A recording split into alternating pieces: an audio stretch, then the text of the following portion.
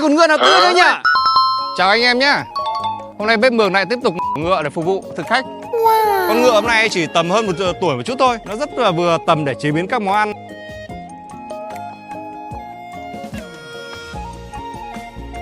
Ngựa xong ấy phải bỏ ra làm mát luôn để cho nó nguội thịt, để làm cái giò nó mới đảm bảo chất lượng. Để làm những cái giò ngựa tươi ngon ấy phải chọn những chỗ như thế này này, là phần mông của con ngựa, cái thịt chất lượng như này ấy, để làm giò ngựa ấy không điểm nào chê luôn. Anh em về với bếp Mường để thưởng thức các món ngựa buổi tuần nhá, nhất là món thắng cố ấy.